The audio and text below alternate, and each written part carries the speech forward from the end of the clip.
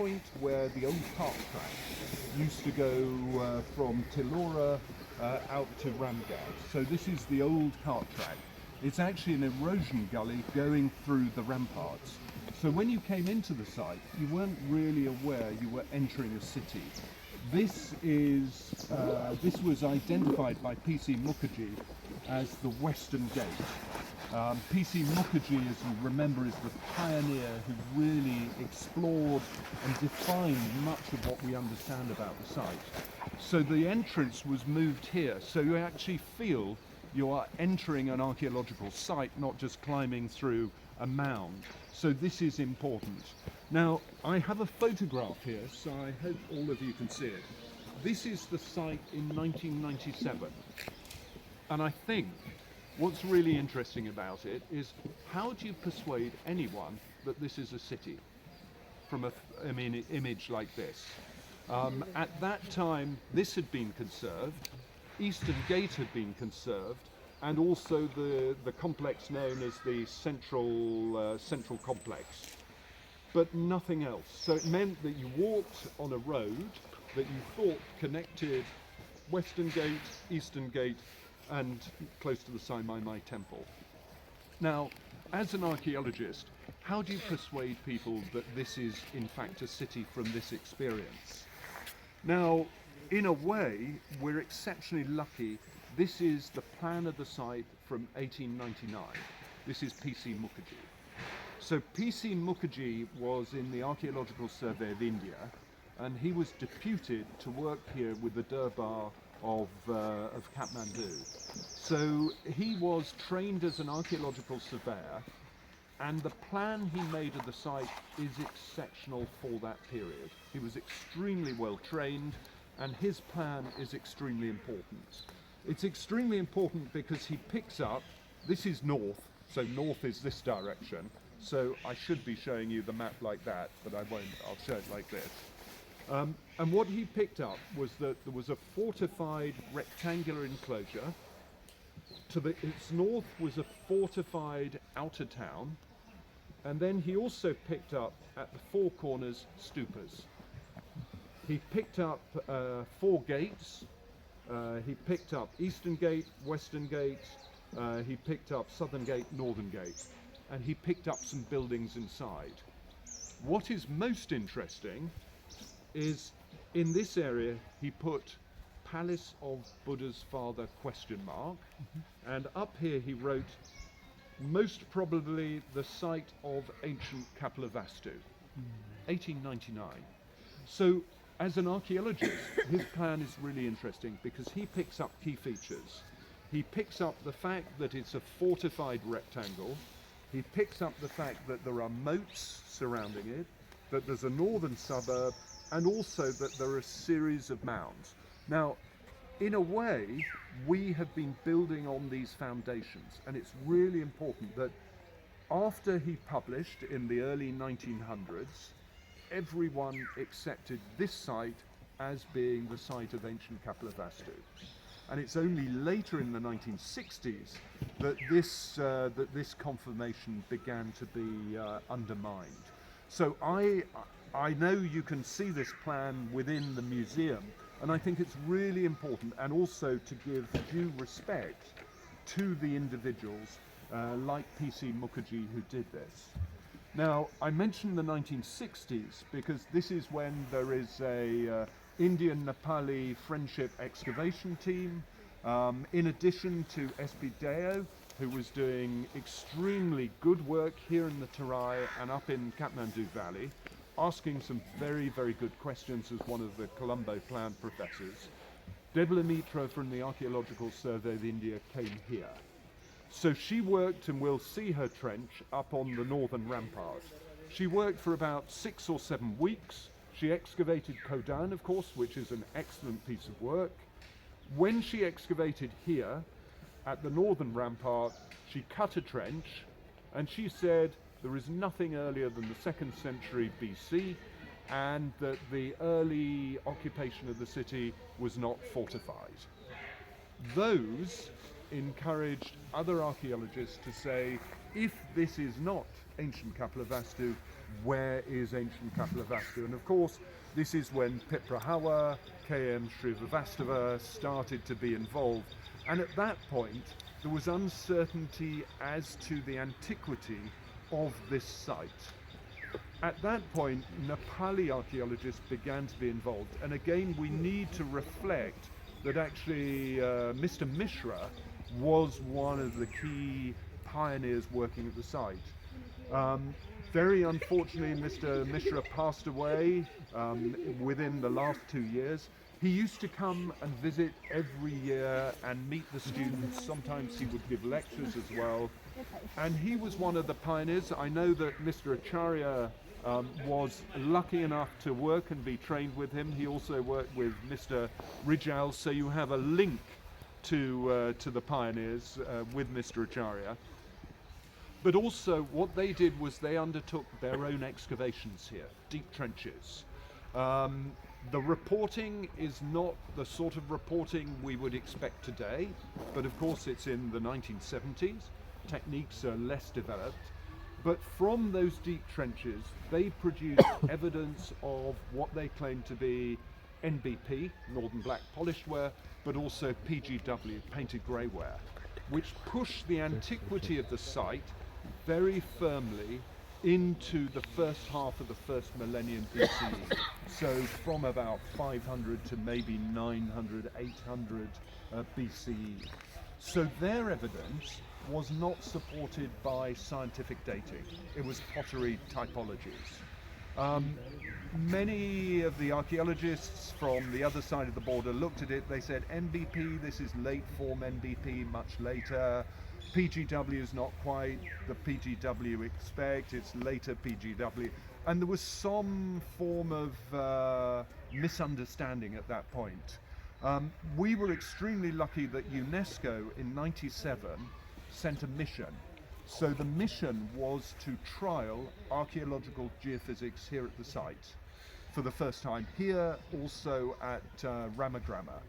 In addition, after 1997, in 1999, UNESCO supported a very short, very horrible season, a late monsoon, working here in 1999, working close to one of Mr. Rijal's trenches, where he'd given a sequence with NBP PGW below. So Mr. Acharya and myself were directors of that excavation. Here is a photo. This is not 1890, this is 1999. And in that excavation, we were able to take samples for scientific dating. At that time, we were using C14. The C14 dating confirmed the presence of material dating to 7th century BCE. So this was really important. First scientific evidence, 7th century BC. Also, it produced painted grey ware, as well as NBP. So it meant that there was an understanding this site did have the antiquity. The geophysics picked up evidence of gridiron streets oriented east-west, north-south. So from that, we began to be very interested, and then once the project started at Lumbini, again the results from radiocarbon dating for the earliest shrine in Mayadevi temple, 6th century BC from the village 1300, and then this project started. Now, the challenge is, how do you as an archaeologist study a city? Now, I always say at this point, archaeology is like gambling.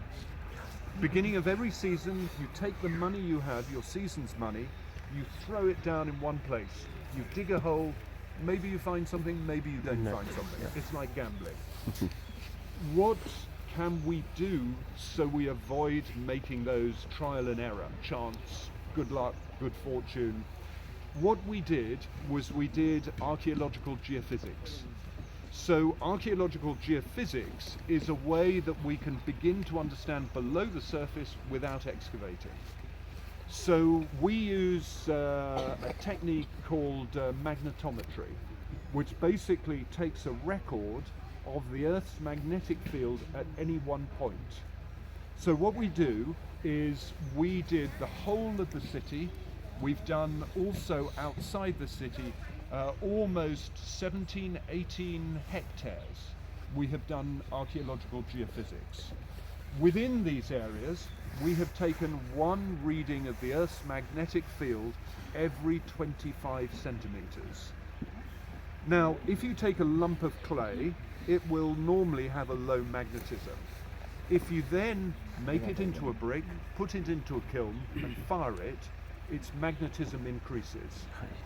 Therefore, if you have a brick below the ground, it will give a higher magnetic reading than over mud. If you have a wall below the ground, it will give a linear high magnetism, okay? What we do is doing a recording every 25 centimeters, we stitch all of that together and we produce something like this. Now, it's better if you look at a distance, because can you see black lines and white lines? Yeah. To give you an idea of scale, this is 450 meters by about 350 meters. This plot is the whole of the city inside the fortified walls. Now, immediately you can see lines. Those lines are really important. On this scale, black means magnetic, white means low magnetism. So what we actually have, what do you think white lines are then? Do you see this big white line? What do you think this is? Big white line? No magnetism? Paths, roads. So actually, the buildings are built in brick, the roads are all mud. Therefore, what we pick up is grid. Do you see a beautiful grid system? So we have streets running north-south, east-west. We can also pick up huge structures in brick, measuring, this is brick, measuring 30 meters by 30 meters. I should also note, do you see there's an angle missing here? Yeah. This is the northwest corner, which has been removed by the river. Yeah. So in antiquity, the river, Banganga, was right next to the city on the west. So all of this is part of the river, but the river has actually cut away this corner of the city, and then the river began to move again to the west. Mm-hmm. We can also see very, very clearly, can you see a black line? Mm-hmm. Black line? This is a huge enclosure at the center of the city, measuring about 100 meters by 100 meters. So the archaeological geophysics has been our guide as to where we excavate. So instead of just doing chance, throwing our money every season, it means we've said, this is a major building. We don't know what it is, it's empty in the middle, it's got no brick in the middle, it has brick around the outsides, thick brick because it's very, very dark, measures 30 by 30 meters, what is it? Put in a trench. So every single season, we have been guided by research questions. This is not smash and grab, this is planning using the geophysics, which is why it's really important. Also, everything you do geophysics and you find, you do not need to excavate. You can say there is a major building here, don't excavate it, wait till techniques get better, it can be looked at in 20 years' time. Or if it's outside, you can say, please don't do ploughing in this area, there is a very important building, don't touch it. Or unfortunately at Ramagrama, you can say there are monasteries and tanks all around the stupa, please do not build this huge new meditational master plan because it will destroy all the archaeology. So that is part of our responsibility, that is part of what we can do. So what you have here is the aerial photograph. Now it's really useful because this is the fortified centre. You can see where northwest corner's been removed by the river. Mm-hmm. And also you can see Western Gate is here, Eastern Gate is here. Actually they're on different roads. We used to think the two, Western Gate and Eastern Gate, were joined on a single road. Now we know they're parallel roads, they're different roads. The city is fortified within here. This is the northern suburb. Here, outside the moat, so there's a moat covering it like this. This is a huge industrial area, dating from about 400 BC. It's really important. This is iron smelting. So this is industrial scale. Inside the city is smithing. Outside is major